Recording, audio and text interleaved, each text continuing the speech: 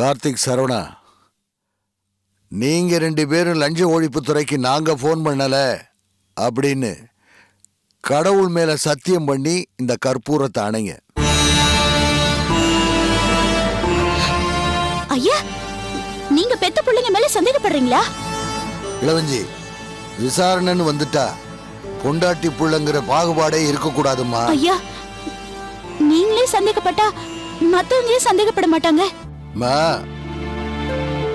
நாளைக்கு என் பிள்ளைங்க மேல யாரும் சந்தேகப்படக்கூடாதுன்னா நான் முதல்ல தெளிவா இருக்கணும். அப்பதான் இவங்க மேல விசாரணைன்னு வரும்போது என் பிள்ளைங்க தப்பு பண்ணலன்னு நான் இவங்க பக்கம் வாதாட முடியும். என்னப்பா யோசிக்கிறீங்க? ஒருத்தன் எவ்வளவுதான் பொய் சொல்றவனா இருந்தாலும் அக்னி முன்னாடி பொய் சொல்ல மாட்டாங்கிறது ஒரு நம்பிக்கை. அப்படி பொய் சொன்னா நெருப்பே அவனை அழிச்சிடும். அதனாலதான் அக்னியை சாட்சியா வச்சு கல்யாணம் பண்றோம். இந்த கற்பூரத்தை அணைச்சு சத்தியம் பண்ணுங்க.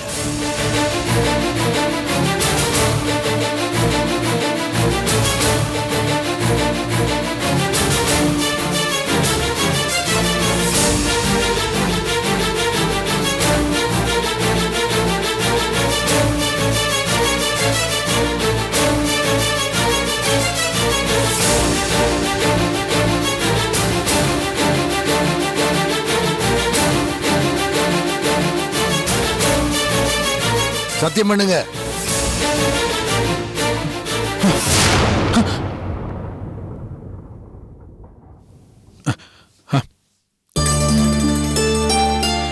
நாங்க போன் பண்ணலையா? ரொம்ப சந்தோஷம்ப்பா. இப்ப எனக்கு நிம்மதியா இருக்கு. என்னோட சந்தேக பட்டியல்ல நீங்க இல்ல. இனிமேதான் என் விசாரணையை தீவிரப்படுத்த போறேன். நாச்சியா, வாமா.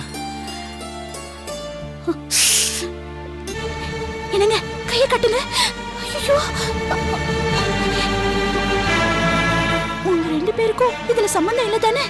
அட ஏண்டி, நாங்க 2 பேரும் பண்ணாம வேற யாரு பண்ண போறா? நாங்க தான் பண்ணணும். அண்ணே, பெட்டியில இந்த பணத்தை காணோம். எங்க போயிருக்கோம்? அதானே. சரவணா, பணமா முக்கியம்? என்னங்க இது? 2 பேரும் சூடத்து மேல சத்தியம் பண்ணிருக்கீங்க. ஐயோ, எனக்கு பயமா இருக்கே. அட போடி. அவன் லட்சக்கணக்கில் பணத்தை காணன்னு கவலைப்பட்டு இருக்கிற இவன் 4 நாள் சூடத்தை பத்தி புலம்பிட்டு இருக்கா. ஐயோ, ஏண்டா தம்பி, ஐயா என்னமோ புதுசா தீவிரமா விசாரிக்க போறேன்னு போறாரு. பயமா இருக்குடா, மாட்டிக்குமா? அண்ணா, அதை விடுங்கண்ணே. பணம் எங்க போச்சுன்னு பாருங்கண்ணே. அதுவும் கரெக்டா.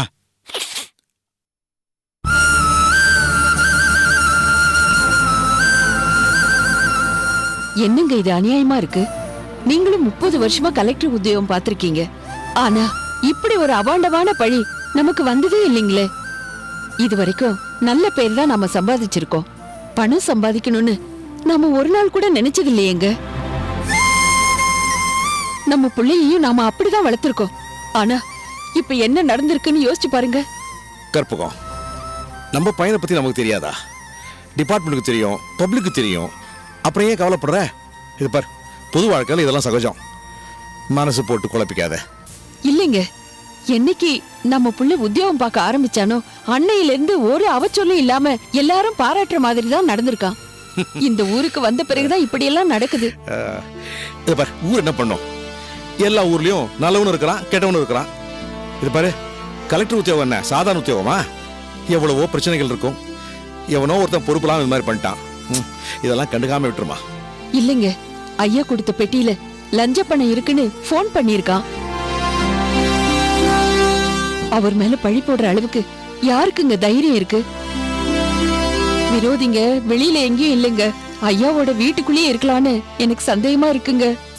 என்னம்மா சொல்ற? ஆமாங்க, நல்லா யோசிச்சு பாருங்க. ஐயாவையும் நம்ம பிள்ளையையும் சிக்க வைக்க திட்டம் போட்டவன் இனிமே சும்மா இருப்பானா? ஐயா ரொம்ப பெரியவரு. அவரு செல்வாக்க வச்சு எதையும் சமாளிப்பாரு. நம்ம நிலைமை என்ன? நம்ம பிள்ளைக்கு ஏதாவது ஆச்சுன்னா நினைக்கவே எனக்கு பயமா இருக்குங்க. அப்படி எல்லாம் ஒண்ணும் நடக்காது. ஏன் நடக்காது? தினம் பேப்பர் படிக்கிறீங்க, டிவி பாக்குறீங்க, அதுல சொல்றதெல்லாம் பொய்யா? இந்த காலத்துல மனுஷ உயிருக்கு மதிப்பே இல்லைங்க. மந்திரியில இருந்து சாதாரண மனுஷன் வர தினம் தினம் கொண்டுகிட்டு இருக்காங்க. நமக்கு இருக்கிறது ஒரே பிள்ளைங்க. அப்படி என்ன செல்வத்தை இந்த வேலை விட்டு ரிசைன் பண்ண சொல்றியா? நான் அப்படி சொல்லலைங்க. வேற என்னதான் செய்யலாம்? நீ என்ன நினைக்கிற சொல்லு. அது இல்லைங்க, கங்கா கல்யாணத்தை நிறுத்தணுங்க. என்னது? கங்கா கல்யாணத்தை நிறுத்தணுமா? ஆமாங்க.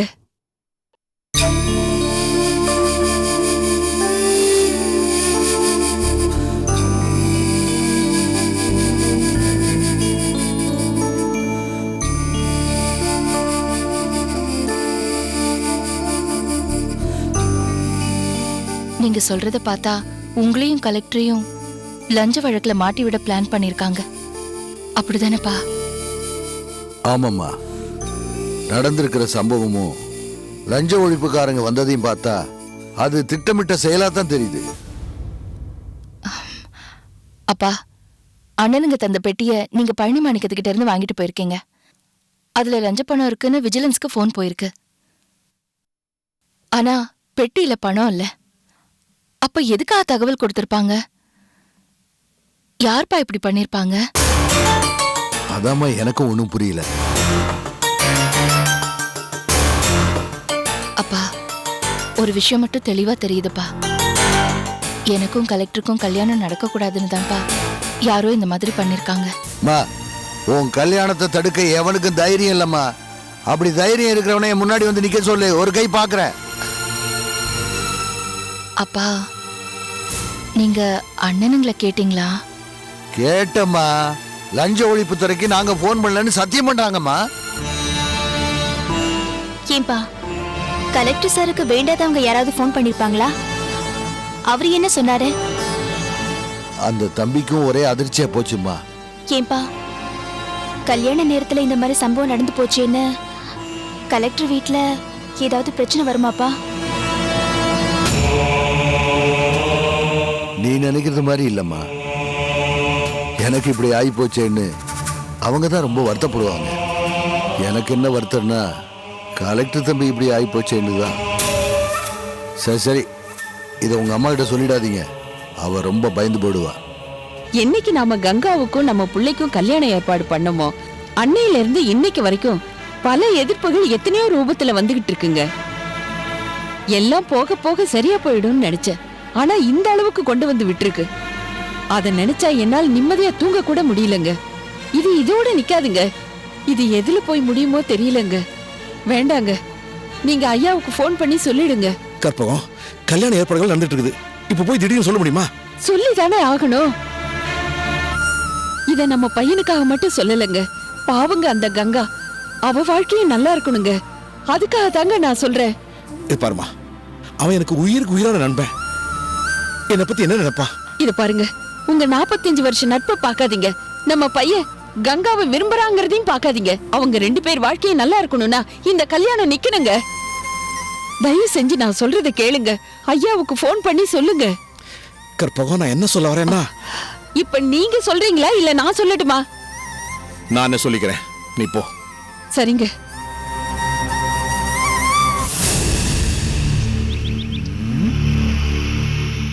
ஏண்டா தம்பி, அண்ணா, பிரீஃப் கேஸ்ல பணம் வச்சது எனக்கு உனக்கு மட்டும்தான் தெரியும்.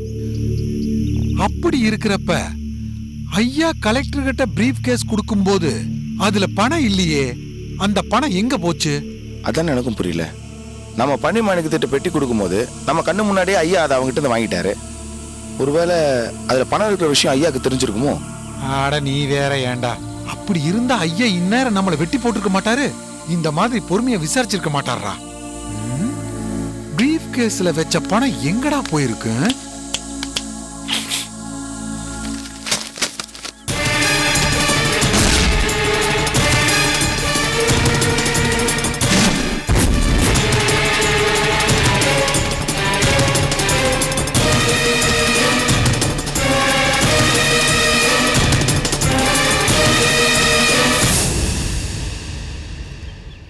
ஐயா உங்களை வெட்ட மாட்டாரு.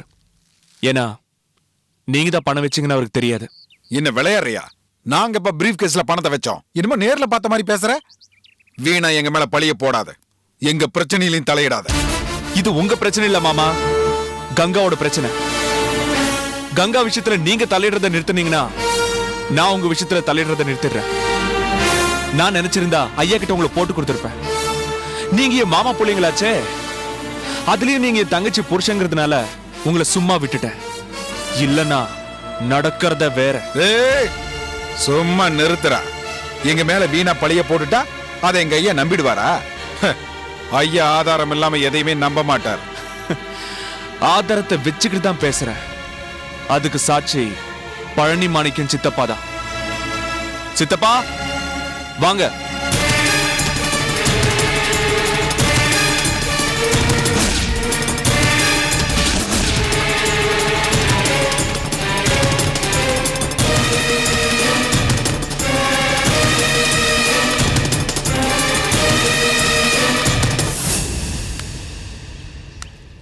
இந்த பழனி மாணிக்கம் சித்தப்பா தான் எனக்கு போன் பண்ணி பிரீஃப் கேஸ்ல பணம் இருக்கிற விஷயத்த சொன்னாரு. இப்ப என்ன சொல்றீங்க?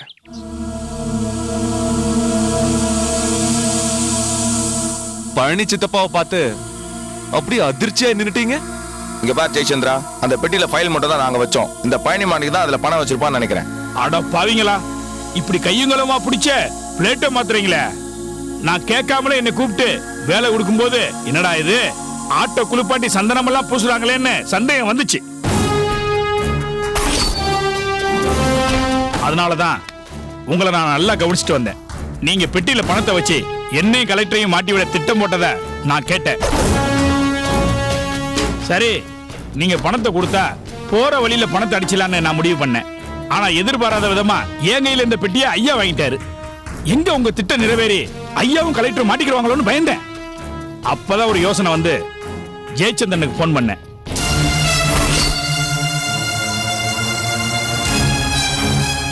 ஜெயச்சந்திரனுக்கு நான் செய்ய வேண்டிய கடமை ஒண்ணு பாக்கி இருந்துச்சு. நீங்க சொன்னதுனாலதான் ஜெயச்சந்திரனுக்கு இளநீல சரக்க கலந்து கொடுத்து போதை ஏறினதும் கங்கா கைய பிடிச்சு கரெக்டா பண்ண தூண்டி விட்டேன். அந்த பாவத்தை போக்குறதுக்கு தான் ஜெயச்சந்திரன்ட்ட உங்களை நான் போட்டு கொடுத்தேன். இப்போ உங்க குடிமி என் கையில. நான் நினைச்சா எப்ப வேணாலும் ஐயாட்ட சொல்லுவேன். ஏண்டா பழனி, ஜெயச்சந்திரன் புண்ணியத்துல வசனம் பேசிட்டு இருக்கியா? மாவான அடுத்த முறை பேசுறதுக்கு நாக்கு இருக்காது. இழுத்து வச்சு ஒட்டா நறுக்கிடுவேன். அண்ணே, அத்த முறை என்ன இப்ப தனியா தானே மாட்டிருக்கான். என்ன கயிறை இருக்கிறேன். மாப்பிள்ளைங்களா, முன்னாடி மாதிரி உங்களுக்கு நான் பயப்படணுங்கிற அவசியம் கிடையாது. ஏன்னா என் பங்காளி மையன் ஜெயச்சந்திரன் இப்ப எனக்கு பக்கபலமா இருக்கான். அதனால இனிமே எந்த பிரச்சனை வந்தாலும் ஒரு கை பார்த்துடலாம் மாப்பிள்ள. இதுதான் முதலும் கடைசியுமா உங்களை எச்சரிக்கிறேன். இது மட்டும் நான் ஐயா கிட்ட சொன்ன, இதோட நீங்க காலி. என் தங்கச்சி இளவஞ்சிக்காக உங்களை விட்டுறேன். இதோட உங்க விளையாட்டை நிறுத்திக்கோங்க. சித்தப்பா வாங்க.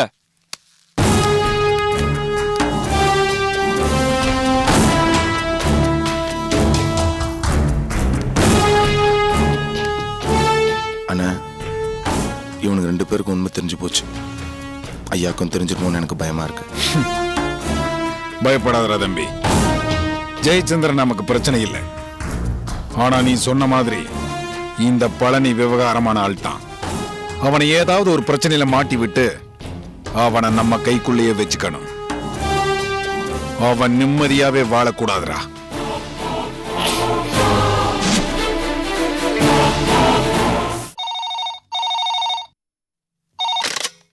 வணக்கம், நான் ஐயா பேசுறேன்.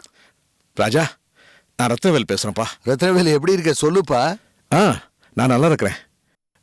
ராஜா, உங்ககிட்ட ஒரு முக்கியமான விஷயம் பேசணும். என்ன சொல்லு. அது வந்து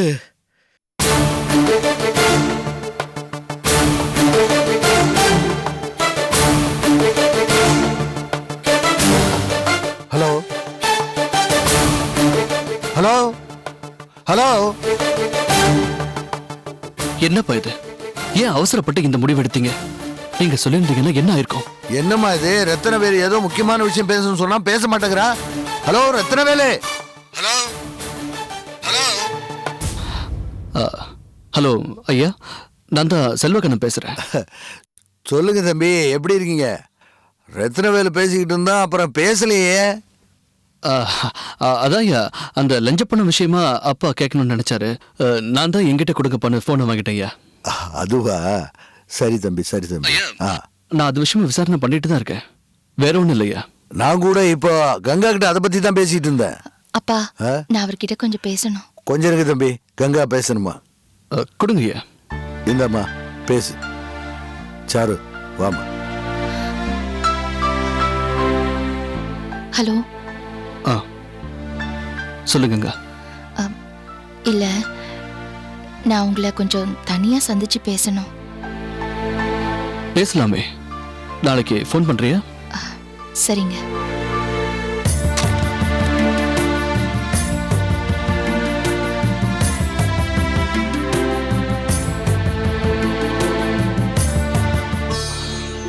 அப்பா, நல்ல வெளியே நான் வந்தேன்.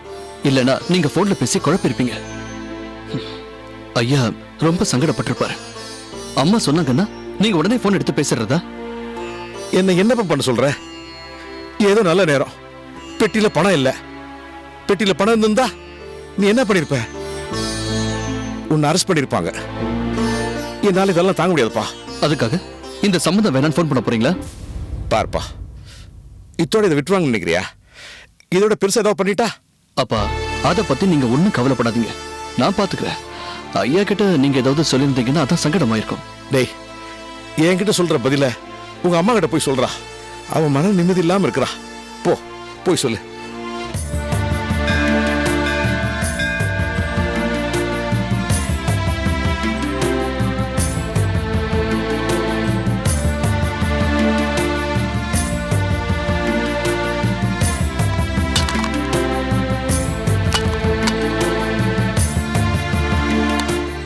சார் பூ வாங்கிக்கோங்க சார். இல்ல வேண்டாம். சாமி கொண்டு போய் போடுங்க சார்.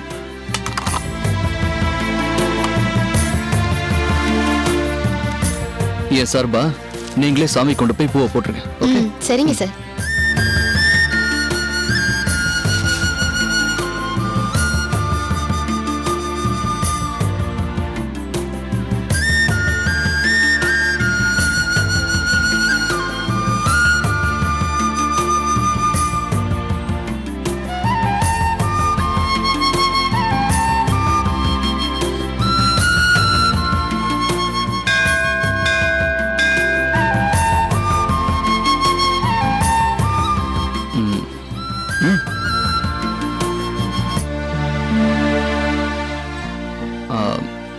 என்ன கங்கா, அவசரமா ஏதோ பேசணும்னு சொன்ன?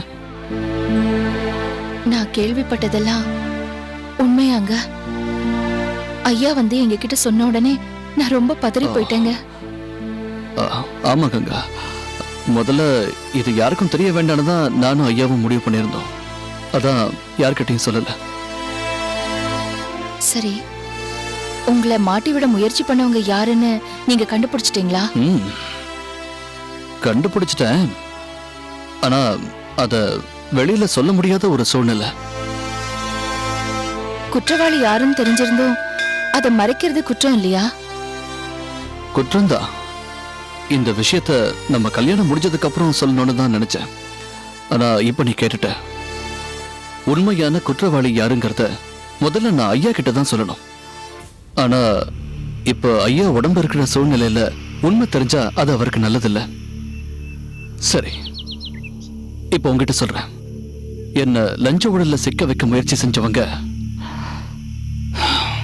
கார்த்திக் சரவணன்.